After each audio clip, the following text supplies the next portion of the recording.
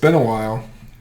Yeah. We were off last week. The whole coronavirus scare and all that was going on. Never heard of it. Yeah. That's all that's on the news. But we kind of got things back together this week, We figured today would be a good day to get it back going because a lot's happening today. Free agency. Yeah, free agency. Today the first video we're going to talk about all the trades that have happened so far. The big one, DeAndre Hopkins, was traded to the Arizona Cardinals for David Johnson. And there was, a fourth-round pick? With Hopkins. Yep. And then the Cardinals get a second. And next year's third-round pick. Yeah. I think it's one-sided. The Cardinals... It seems like it, yeah. I don't get that trade as far as the Texans go. I mean, I read there was a rumor Hopkins wasn't happy with the deal, but to me, the Texans are one of those teams that are right there, you know what I mean, in that division. And Watson, he's had problems on the O-line, and now you're getting rid of his best weapon. Right. You're giving him a running back that's not been very good the last few years. Right, and getting rid of a field-stretching wide receiver. Well, I guess the way I see it, I don't think Carlos Hyde did that bad. And they got Lamar Miller. Lamar Miller's a free agent. So, and Hyde might be too. Because now that probably means that first round pick's probably gonna be a receiver. One of these, CD Lamb. Right. Now there is some really good receivers in this draft. They said, that might be part of it. Is they're ready to move on. I would have rather kept Hopkins and then drafted a tackle or some guy on the line. But no, I agree. That was one of the head scratchers. To me, if they were going to trade for somebody, they should have traded for an offensive lineman. Of course, the Cardinals don't have much going on there either, I think. But, yeah, I think Texans made out horrible on this trade.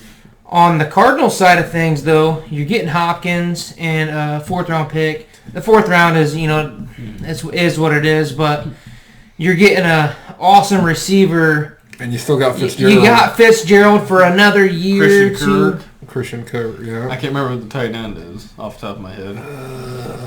I can't remember either. But that's giving Kyler Murray a hell of a weapon. I mean, that's just, straight up what it is. And to me, this leaves the Cardinals, they can go heavy on O-line. Right. I mean. So I think, like you said, this was kind of in a weird way, kind of leaned towards the Cardinals a little bit. I don't know how the Texans it's kind of baffling pulled the trigger on it. Because Will Fuller, their other receiver, can't stay healthy either. So you're kind of...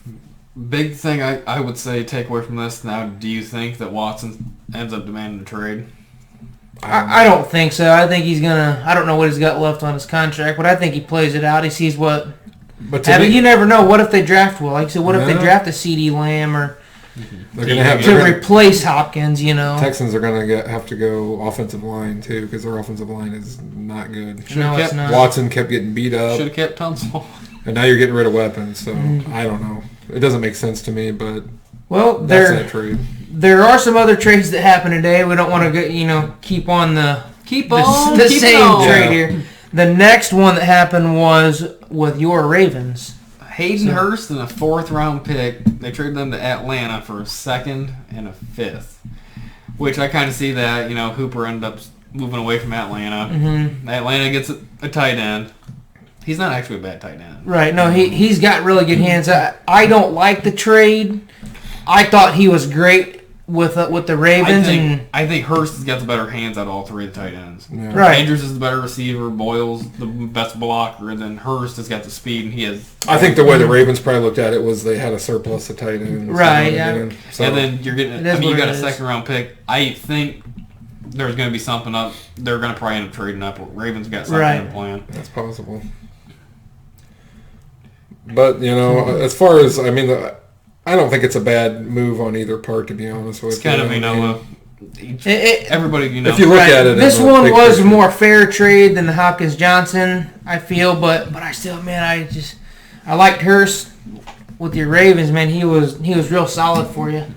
Yeah. But the next one was the 49ers Buckner got shipped out to the Colts for a 13th the 13th pick in the draft. So a first rounder, but the 13th pick in the draft. So the 49ers now have the 13th, and then whatever they're picking, like 31st. DeForest Buckner is really good, and I think the reason the 49ers probably pulled the trigger on this is they got a lot of people to pay. You can't. I mean, you can't pay them all.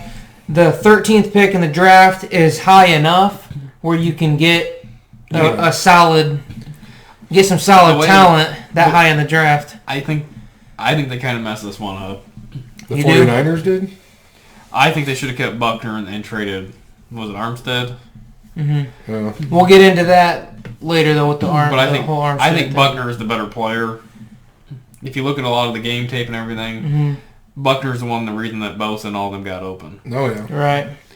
But, you can't pay everybody. I know. That's the issue. And for the Colts, you've already got a young, established player. The Colts have a surplus of cap space, and we'll get into that in our team breakdowns. I'd say probably both of them probably about an A. Yeah. Think about it. The Colts get an end, like you said. And then, this is the thing a lot of teams don't do. You can't pay them, get rid of them, get something out. Right. They were lucky enough to get a first-round pick. Hate to say it, New England lived by that rule the last 20 years. A lot of teams are successful, get something out of somebody. Right. If the player doesn't want to be there, if he's mouthing off, New England and sounds like somebody I know. Yeah, and if New England and Belichick, they'd ship them out and get a first rounder, for somebody that's on the edge of the contract.